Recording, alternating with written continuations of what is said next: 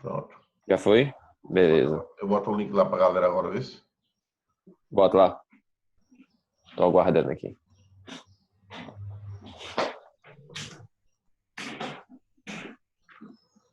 Pronto, falou. Eu vou desligar o microfone aqui já, vê se.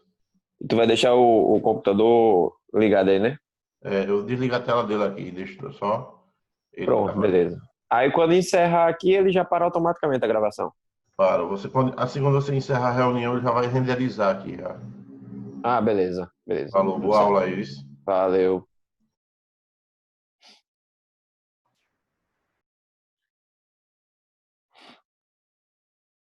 Bom dia, galera. Bom dia. O sol já nasceu lá na Bom fazendinha. dia. Olha, minha beleza. Minha beleza linda. Só não é tão bonito como o Rael, mas dá pro gasto. Tudo bem, eu aceito Professor lindo. minha colocação. Bom dia, meus amores. E aí? Cadê o resto da galera, hein? Tem mais ninguém pra entrar? Só tá Richard, Amanda, Deu tempo nem de dar um cochilo, professor. Tá doido. Luana. Cadê Rael? Rael tava agorinha no grupo, falando.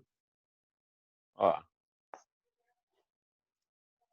Esperar uns 5 minutinhos aí pra galera chegar, certo? E aí a gente começa. Lembrando que na aula passada a gente viu a parte de... Ô, Richard, desliga o teu microfone aí, porque eu fico escutando o que eu tô falando, tá ligado? Aí fica meio bugado. Como eu disse, na aula passada a gente começou a trabalhar a parte de sistema nervoso, não foi isso? E aí vimos as partes que compõem o sistema nervoso central, sistema nervoso periférico, e vimos especificamente o sistema nervoso central, as suas subdivisões, as áreas do cérebro, o cerebelo, o tronco encefálico, cada uma das partes, o que cada uma dessas partes ela coordena no organismo, tá? Ficando apenas para a gente finalizar a parte do sistema nervoso central, o contexto relacionado à medula espinhal, tá? Que é como se fosse um elo de ligação entre o sistema nervoso central e o sistema nervoso periférico, tá? E aí também o sistema nervoso periférico como todo, que a gente vai trabalhá-lo de maneira também bem detalhada, tá? Vou esperar 5 minutinhos aí para a galera chegar, e aí quando a galera chegar a gente inicia. Bia tá chegando. Espera aí, 5 minutinhos.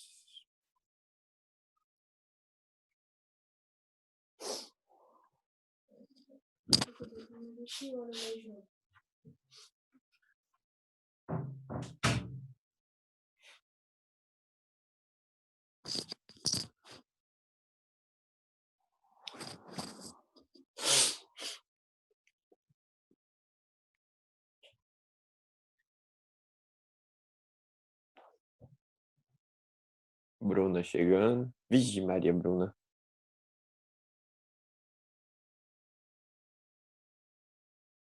Bom dia, Bruna.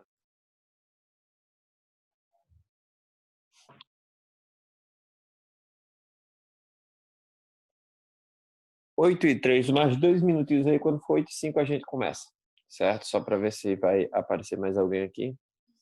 E a gente vai fazer aquele mesmo esquema. Assim que eu começar a transmissão de tela, eu não consigo visualizar se tem alguém ou não na sala de espera, tá?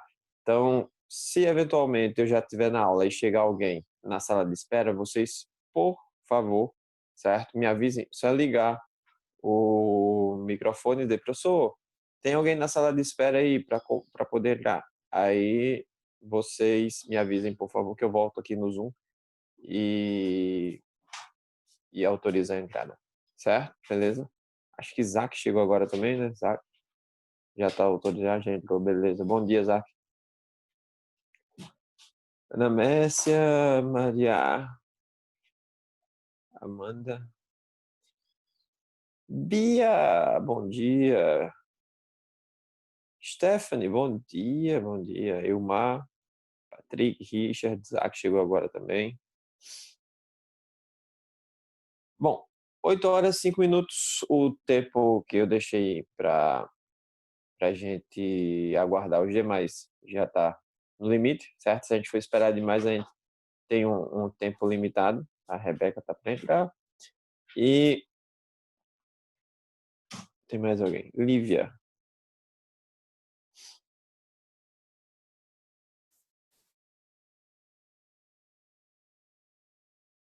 Outro Livinha. Bom dia, Livinha. Bom dia, bom dia.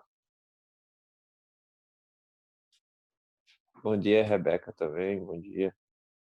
Bom, vamos nós aqui. Como eu disse a vocês, por favor, quando eu iniciar aqui o compartilhamento de tela, se chega alguém na sala de espera, vocês me avisem, por favor, liguem o microfone e avisem, porque se vocês colocarem no chat aqui, eu também não vou ver, porque eu não vou estar visualizando a tela do Zoom, certo? Eu vou estar visualizando a tela do celular, tá? Então, eu vou estar vendo justamente o que vocês também estarão vendo. Então, eu tenho que alternar entre a tela do celular e o Zoom para poder admitir as pessoas na sala, ok? Então, vamos nós. Lembrando, só para quem chegou agora, semana passada a gente começou a trabalhar a parte do sistema nervoso, e aí vimos as subdivisões do sistema nervoso central, sistema nervoso periférico. Falamos especificamente sobre o sistema nervoso central, tá? Encéfalo e mais medula espinhal, e deu tempo a gente começar a trabalhar o sistema nervoso central de maneira mais detalhada, no sentido de encéfalo, só de encéfalo, medula espinhal não deu não. E aí a gente viu a parte do cérebro, o cerebelo e o tronco encefálico, né? Que tem a ponte, bulbo, enfim. E agora a gente vai ver sistema nervoso central, especificamente a medula espinhal, também chamada medula espinal, tá? Tanto faz. E sistema nervoso periférico, tá? Que são os nervos que vão estar associados a levar estímulos do organismo para o cérebro, bem como levar comandos do cérebro para o organismo. Não necessariamente do cérebro, mas do sistema nervoso central. Então, na realidade, basicamente, os nervos vão ser esse meio de condução, e a medula espinhal, ela vai ser o elo de ligação, digamos assim, entre o sistema nervoso central e o sistema nervoso periférico, tá? Então, vamos voltar lá. Vai ser aquela mesma apresentação que a gente viu na semana passada, tá? Só que dando continuidade ao que a gente já viu. Então, ó, em relação ao sistema nervoso central, como eu disse a vocês anteriormente, ele é formado pelo encéfalo e mais a medula espinhal, certo? Alguém só liga o microfone e me confirma se a tela está ok e o áudio está ok? Tá ok, tá ok. Beleza, obrigado. Sistema nervoso central, encéfalo e mais medula espinhal. O encéfalo é dividido em cérebro, cerebelo e tronco encefálico. Isso aí a gente viu semana passada, as subdivisões, como são e como funciona. Professor, Oi, Cláudio tá pedindo pra aceitar ele aí. certo, tô indo agora no Zoom.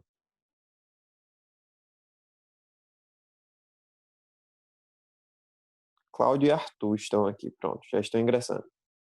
Então, voltando.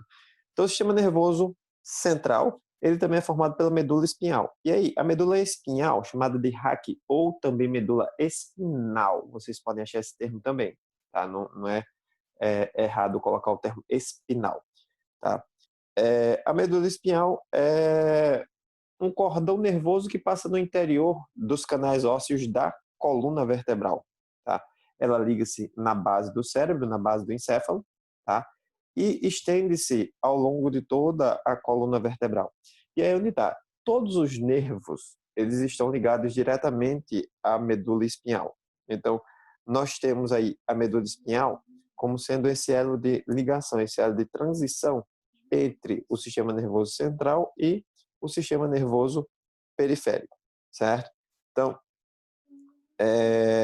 eu vou ter os nervos cranianos, que são aqueles que partem diretamente da região do crânio, e eu vou ter os nervos raquidianos, ou nervos espinais, que são aqueles que partem da medula espinhal e irradiam para todas as regiões do corpo, tá?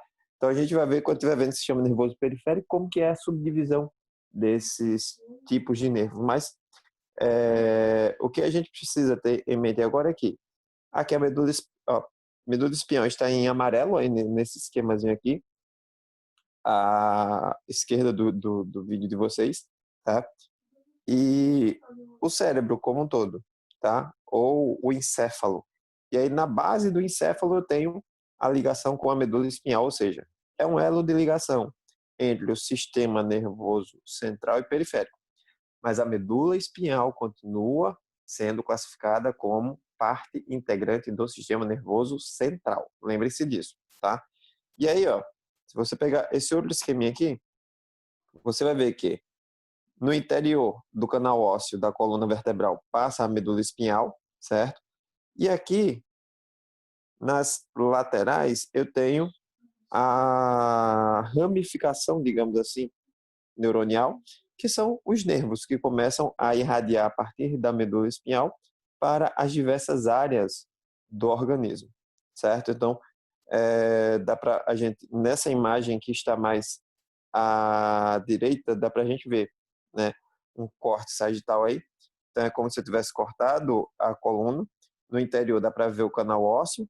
No interior do canal ósseo, a medula espinhal. E nas laterais, tá saindo os nervos que são chamados nervos espinhais ou nervos raquidianos, certo? Então, basicamente seria isso aí em relação à medula espinhal.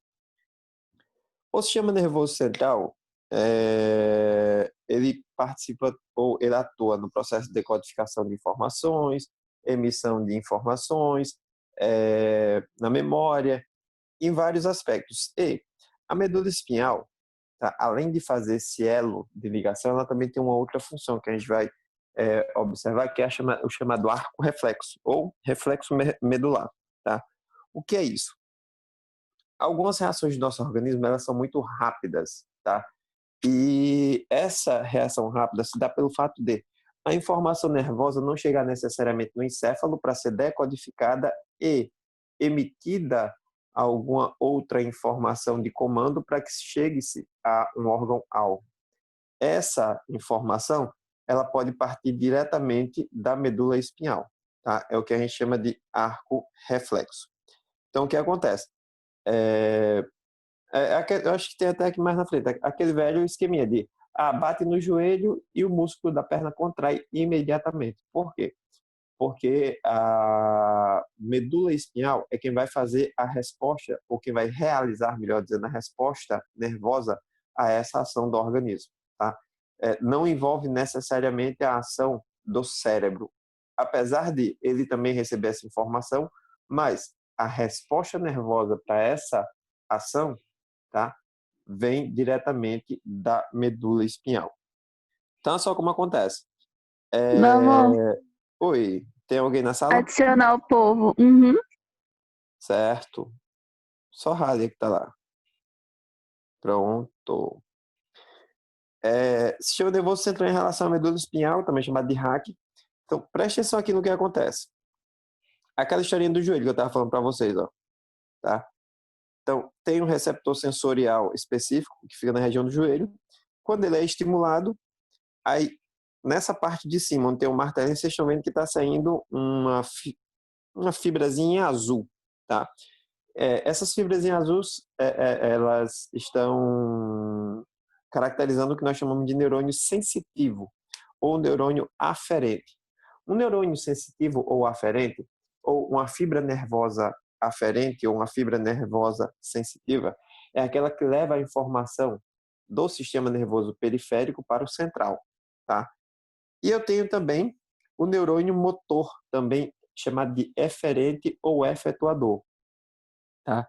Esse neurônio é quem vai levar a informação ou o comando do sistema nervoso central para o sistema nervoso periférico. Então acompanha aqui comigo, ó. Começa tudo aqui, ó. Bateu com o martelinho no joelho, a partir de neurônios aferentes, a informação chega até a medula espinhal, sendo que aqui eu tenho um tipo específico de neurônio chamado de interneurônios. Tá? Os interneurônios são neurônios conectores. E ao invés de a informação ser passada para o cérebro, que vai decodificar a informação e que vai mandar de volta uma resposta, essa resposta já parte diretamente da medula. E aí a medula, a partir de neurônios motores, ela envia para os músculos da perna a informação nervosa para que o músculo se contraia. E aí a perna ela vai mexer. Professor, por que isso acontece? Porque a medula espinhal está mais próxima ao órgão receptor. Consequentemente, a resposta nervosa é mais rápida. Se eu tivesse que levar essa informação até o cérebro, decodificar essa informação e depois mandar uma resposta para um órgão-alvo, isso poderia demorar um pouco mais. É o que acontece também, por exemplo, quando a gente pega em alguma coisa quente, quando a gente pisa em alguma coisa que perfura o pé, ou quando coloca a mão em alguma coisa que fure. Então, mesmo sem você estar vendo, mas você tem receptores nervosos ao longo de todo o corpo, né, que faz parte de um sentido chamado de tato. E aí, aqui nesse outro esquema, ele estava mostrando, por exemplo, o neurônio sensitivo sendo estimulado por um estímulo de dor, pegando alguma coisa pontiaguda, tá? E aí, da mesma forma, eu tenho uma fibra nervosa aferente, tá? De neurônios sensitivos que estão indo até a medula espinhal, um interneurônio fazendo a conexão e, através de neurônios motores ou neurônios eferentes, também chamados de neurônios efetuadores, tá? O músculo do bíceps, né, o músculo do braço, ele vai ser acionado para que você retire rapidamente a mão daquela estrutura que estava, de alguma forma, causando essa sensação de dor. Então, é justamente isso que acontece. Tá? A medula ela é capaz de elaborar essas respostas rápidas, digamos assim. Tá? E isso só acontece em situações emergenciais. Tá? Todas as outras atividades que são coordenadas, todas as outras atividades que são mais elaboradas, que requerem um pouco mais de, digamos, sejam informações mais refinadas, digamos assim, partem lá do encéfalo, tá? Aqui é uma reação meio que emergencial, tá? Sim, eu acho que semana passada eu falei sobre as meninges, certo? E o materialzinho ele traz um pouco sobre as meninges também. E aí, o sistema nervoso central em si, ele é recoberto por 3 membranas, são chamadas de meninges, tá? Eu tenho a dura mater, que é a membrana que está recobrindo o osso. Se a gente prestar atenção, o sistema nervoso central, ele sempre vai estar dentro de uma cavidade óssea, tá? Por quê? Porque o encéfalo, ele está dentro da caixa craniana, que é uma cavidade óssea. E a medula espinhal, ela está dentro da cavidade da coluna vertebral, das cavidades ósseas da coluna vertebral, das vértebras, tá? Então, nesse caso aí, internamente, esse sistema nervoso é recoberto por 3 membranas. Essas membranas recebem o nome de meninges, tá? E aí, a dura mater é a meninge mais externa, é aquela que vai estar diretamente ligada ao osso, tá? A aracnoide, ela é a meninge intermediária. E a pia mater, ela é a meninge que vai estar ligada diretamente às estruturas do sistema nervoso central, seja recobrindo o encéfalo ou a medula espinhal. E entre essas 3 membranas, existe um líquido, que é chamado de líquido cefalorraquidiano. Já estou indo lá autorizar. Eduardo. Obrigado, meu amor.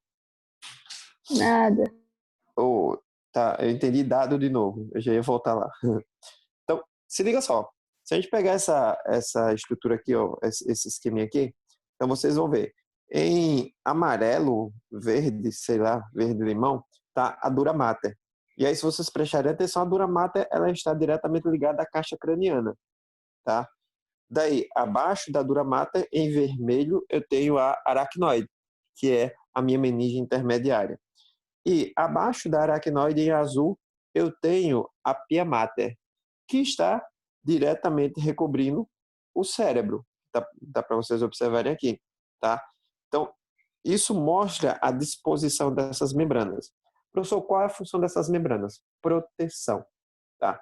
Para qualquer eventualidade, um micro-organismo, qualquer coisa que tenha invadido do seu organismo, ou até mesmo para choques mecânicos, para algum tipo de lesão, tá? Antes de atingir o sistema nervoso central, vai atingir as 3 meninges. Então, existe uma doença que hoje já está quase que erradicada por conta da vacinação, mas que ainda atingem a população mais carente, que não tem acesso à vacinação enquanto no período infantil, e países mais pobres também, que é a meningite.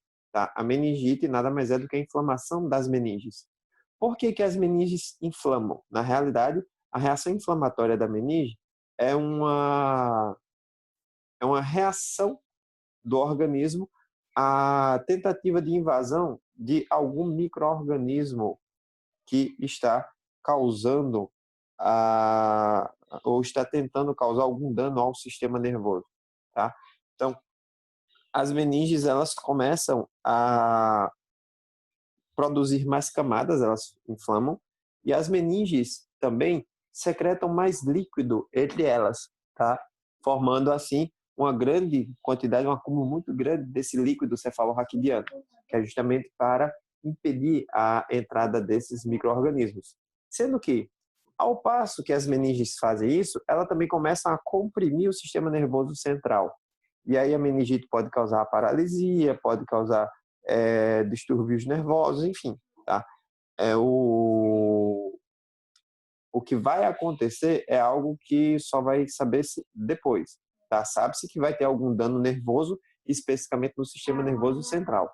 Dependendo da área que foi danificada, tá? Eu posso ter alguns problemas, né, mais sérios, alguns problemas menos sérios, enfim. Mas sempre haverá um probleminha, tá? Até aí tranquilo, tranquilo. Se estiver indo rápido demais e não entender, alguém não entender aí, é só ligar o microfone e dizer, professor, repete, por favor, professor, não entendi essa parte, professor. E aí a gente vai elucidando para vocês, beleza? Em relação ao sistema nervoso periférico, tá? Ele vai ser chamado de SNP. Então vocês vão ter muita simbologia aí. SNC, que é Sistema Nervoso Central, SNP, que é Sistema Nervoso Periférico, tá? Então, o sistema nervoso periférico, ele vai ser constituído por nervos, gânglios nervosos, terminações nervosas. As terminações são os receptores, né? Eu tenho receptores ao longo de toda a minha epiderme, que são os receptores externos. Ou eu posso ter receptores internos, que vão coletar informações de órgãos e sistemas e estruturas do meu organismo para levar para o cérebro, para indicar se está ocorrendo ou não o bom funcionamento daquilo ali.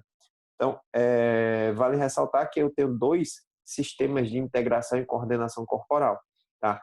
Que é o sistema endócrino, sendo que o sistema endócrino, as informações são passadas por meio de hormônios, tá? Então, são sinais químicos. E eu tenho o sistema nervoso, que vai também atuar na coordenação, sendo que a partir de estímulos nervosos, são chamados sinapses nervosas, tá? E aí, os nervos, eles vão conduzir as informações, os gânglios nervosos são aglomerações de corpos celulares, onde as informações elas vão ser meio que organizadas, digamos assim, tá? E as terminações nervosas são justamente elas que estão associadas à coleta das informações do ambiente externo ou interno do organismo, tá? Então, os nossos órgãos do sentido, por exemplo, tá? São um exemplo clássico, especificamente o tato, né? Então, a recepção de dor, você determinar a característica de uma superfície, se ela é reta, se ela é plana, se ela é inclinada, se ela é ondulada, tá? Você identificar a característica em relação a se é uma superfície lisa, se é áspera, se é crespa, enfim. Então, tudo isso você consegue, tá? Mesmo estando de olho fechado, porque você tem receptores nervosos ao longo do corpo que vai te dar essa informação, tá? Então, o sistema nervoso periférico, ele vai ter dois tipos de neurônios e a gente já falou desses neurônios, tá? Esses três tipos de neurônios são os sensitivos, que são os aferentes, tá? Aqueles que levam a informação do corpo para o sistema nervoso central, os motores, que são chamados de eferentes ou efetuadores, que levam a informação do sistema nervoso central para órgãos-alvo em específico, e os mistos, também chamados de interneurônios, tá? Então, os interneurônios é como se fosse a mistura de neurônio sensitivo e motor.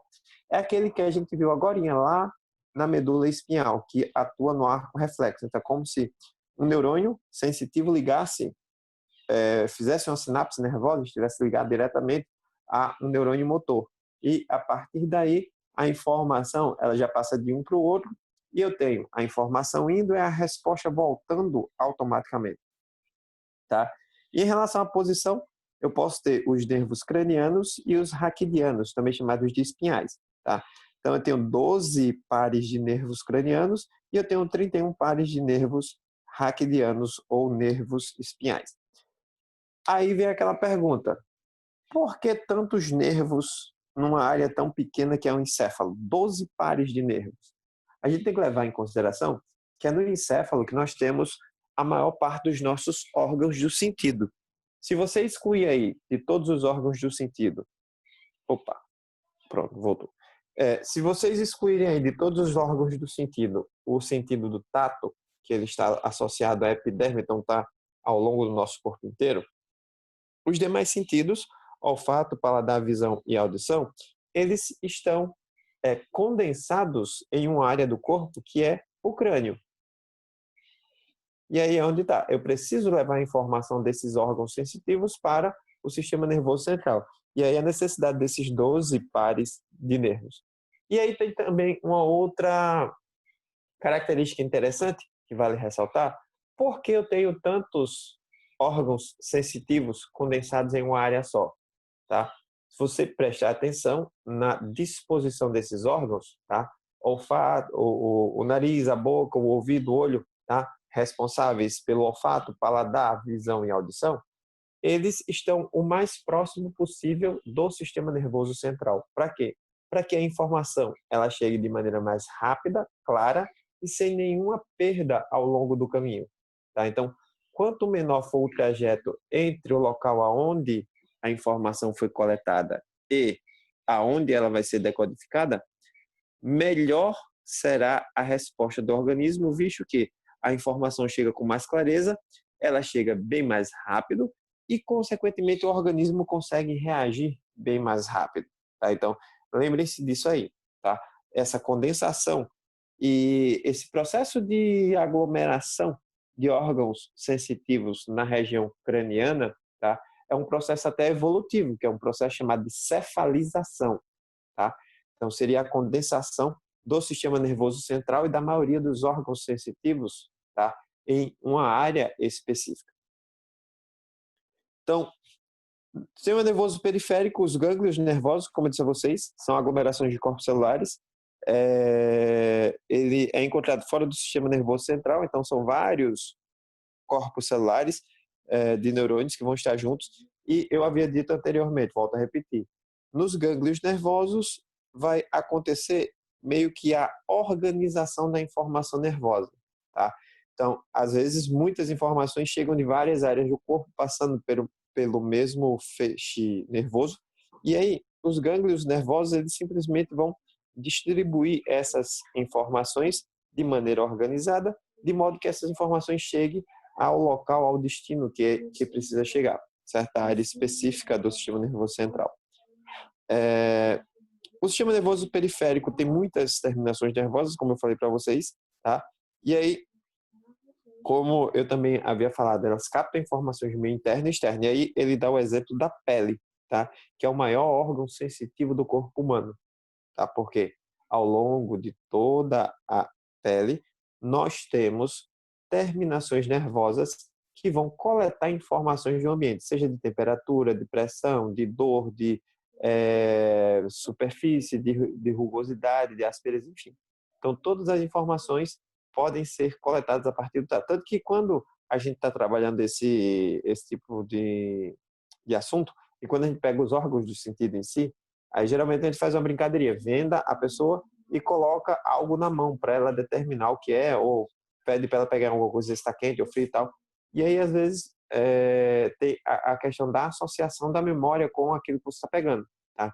Se você fecha o olho e você pega em em uma caneta, que é algo normal para vocês, tá? Você de cara vai dizer assim, isso é uma caneta, mesmo sem estar vendo, porque através do tato você conseguiu determinar a forma daquela estrutura. Mas se eu coloco na mão de vocês, por exemplo, uma lixia, que é uma frutinha bem estranha. Quem nunca pegou numa lixia, certo? Vai ficar mexendo, vai saber como é áspero, é crespo, é meio pontiagudo e tal, mas se você nunca viu uma lixia, você não vai ter como associar aquilo ali, certo? Mas você vai saber descrever aquilo ali. Tá? Então, é bem interessante essa questão da captação de estímulos, tá? Por parte do sistema nervoso periférico, especificamente a parte relacionada a esse órgão do sentido, que a gente também vai ver um pouco mais adiante. Tá?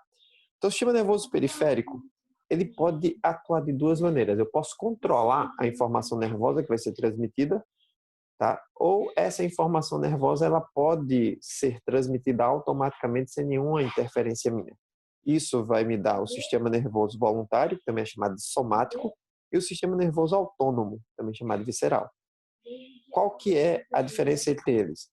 As ações conscientes vão ser associadas ao sistema nervoso periférico do tipo somático e as ações inconscientes ou involuntárias vai estar associadas ao sistema nervoso periférico do tipo autônomo.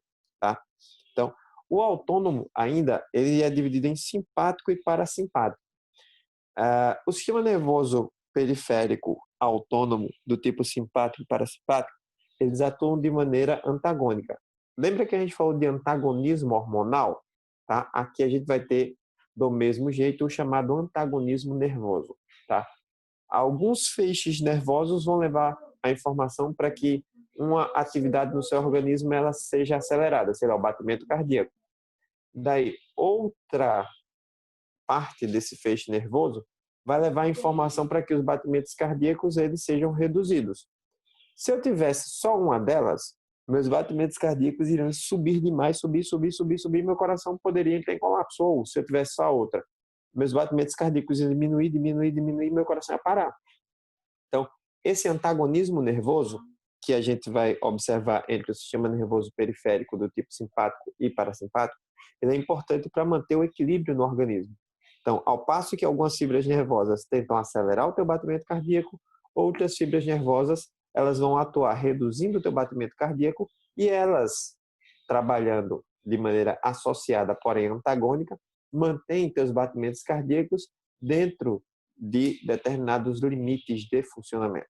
Tá? Então, do mesmo jeito que a gente tem o antagonismo hormonal, onde um hormônio estimula alguma coisa, o outro inibe alguma coisa, aqui eu também tenho um antagonismo nervoso, aonde alguns feixes nervosos levam a informação para estimular alguma coisa e outro feixe nervoso leva a informação para reduzir a atividade daquilo ali ou inibir a atividade daquilo ali, certo? Então, eu não posso ter apenas um ou apenas outro. Eu tenho que ter os dois, porque os dois, trabalhando dessa forma antagônica, mantêm o organismo em equilíbrio. Em relação ao sistema nervoso periférico do tipo somático ou voluntário. Então, preste atenção aqui no esqueminha. Tá? Então, SNC, Sistema Nervoso Central, certo? E aí, essa setinha está indicando a direção da informação nervosa e, sei lá, um órgão que está falando em musculatura e esqueleto. Pronto. Então, mandei uma informação do Sistema Nervoso Central para a musculatura esquelética. Sei lá, contraí meu braço, levantei. Ou abri a mão, fechei a mão. Tudo isso eu consigo controlar. Então, essa ação é uma ação voluntária. Sendo ação voluntária, sistema nervoso periférico do tipo somático. Tá? Mas, por exemplo, nesse caso aqui, ó, o sistema nervoso central manda uma informação que vai passar por um gânglio para que seja organizada essa informação, que por sua vez vai controlar um órgão-alvo, no caso é o coração. Tá? Então, nós não conseguimos controlar nossos batimentos cardíacos. Nossos batimentos cardíacos eles são autorreguláveis. De acordo com o quê, professor? De acordo com a necessidade do organismo. Se eu estou em repouso, tá? A necessidade de oxigênio, de nutrientes, de glicose, de energia no meu organismo vai ser menor. Consequentemente, o meu metabolismo vai ser mais lento. Se o meu metabolismo é mais lento, meus batimentos cardíacos também serão mais lentos. Tá? E se eu começo a praticar, ou se eu começo a iniciar uma atividade física, o que vai acontecer? O coração vai começar a bater bem mais rápido. Tá? Por quê?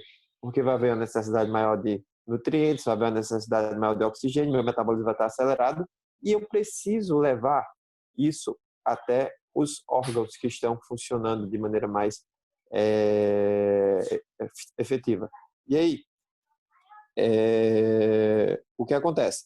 O coração automaticamente passa a bater mais rápido para que o sangue circule de maneira mais rápida e consiga abastecer o meu organismo, tá? Com oxigênio, com nutrientes, enfim. Isso porque o meu metabolismo está mais acelerado.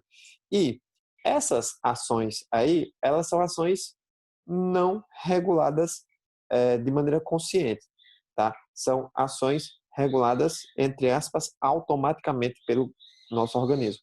Por isso que ele é chamado de sistema nervoso periférico do tipo autônomo, certo? Ou seja, ele trabalha de maneira independente, ok? Então, o sistema nervoso periférico autônomo ele é dividido em duas partes, como eu disse a vocês anteriormente. O simpático e o parasimpático, tá? O sistema nervoso periférico do tipo simpático, ele prepara o organismo para situações de estresse. Então, na maioria dos casos, ele tem uma tendência natural de estimular alguma coisa. O sistema nervoso parasimpático, ele vai estimular atividades relaxantes, ou seja, o repouso, certo? E aí, vê aí o que é que tem assim, em vermelho, ó. São ações antagônicas no organismo, tá? Isso quer dizer o quê? Que um trabalha estimulando, o outro trabalha relaxando ou diminuindo os estímulos, e os dois, em conjunto, mantêm o organismo, de alguma forma, em equilíbrio, tá? Tá aí, ó.